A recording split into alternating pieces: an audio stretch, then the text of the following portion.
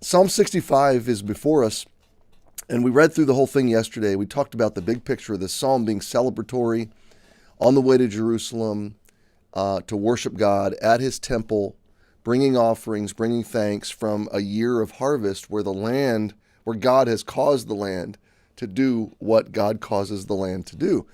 We also talked about the parallels with things that Jesus is saying in John's gospel, that and doing, by the way, stilling the storms, and I am water, and I am light, and I am bread.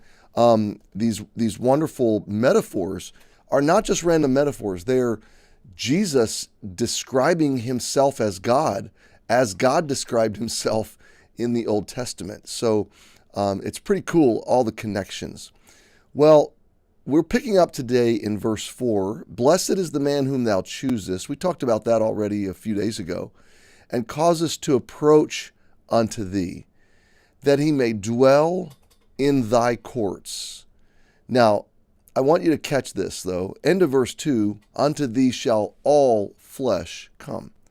So we get this comprehensive, radically inclusive opportunity. In fact, throughout the psalm, we see more references of this.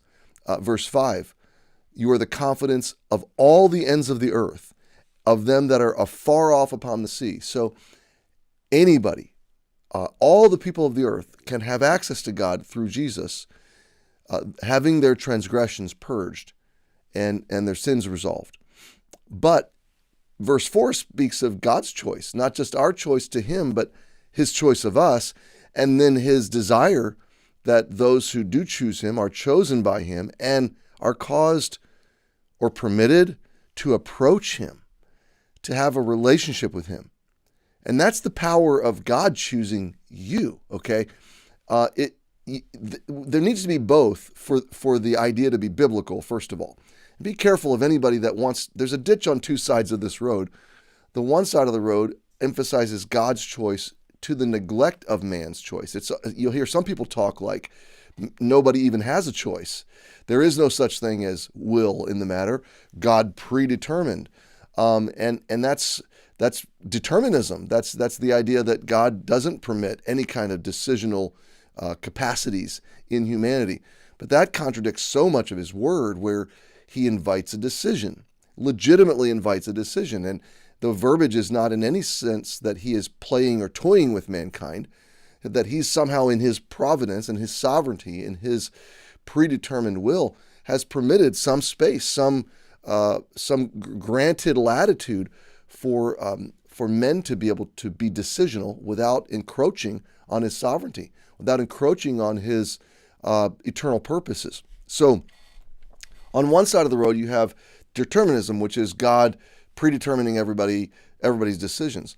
On the other side of the road, you have the ultimate or the extreme kind of free will, where it's not really God that saves us. It's really the choice or the power of our will, which is a work salvation. And there's problems there too, in that it leaves God almost biting his nails with anxiety. Is anybody going to be saved?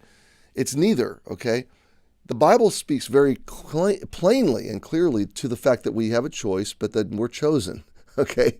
So I'm not going to try to reconcile those two things. They're realities. They're biblical realities, and nobody can reason them away. We do choose Jesus, and he does choose us. But I think here's the practical playing out of why this is significant. If you have think of marriage.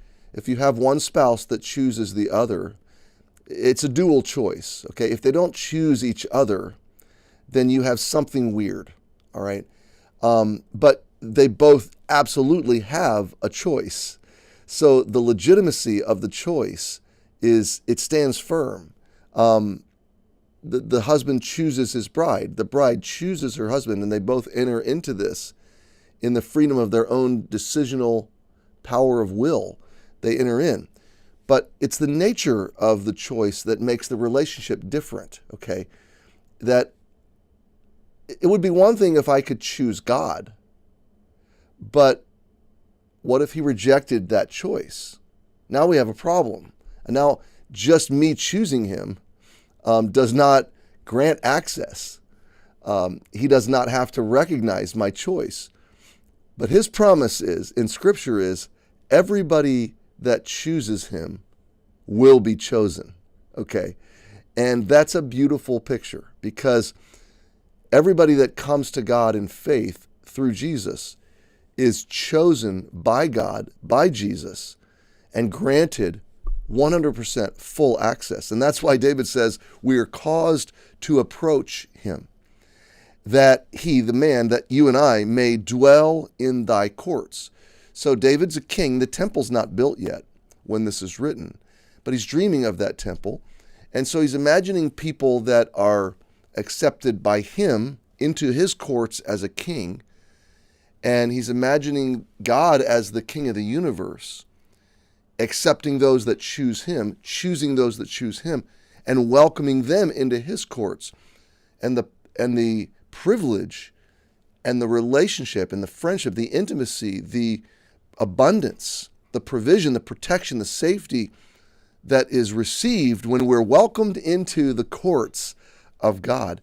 And what is the phrase? It says, we shall be satisfied with the goodness of thy house, even of thy holy temple. So David is saying there's no more wonderful place, there's no more abundant fullness of satisfaction or goodness than when we are accepted and received by God into his courts, into his house, into his holy temple.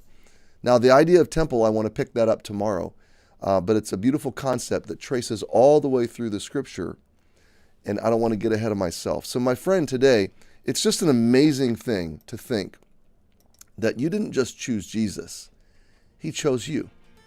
And that makes the relationship something extremely wonderful and full of life and beauty and flourishing. So go out and enjoy the chosen life today. Have a great day. We'll see you tomorrow.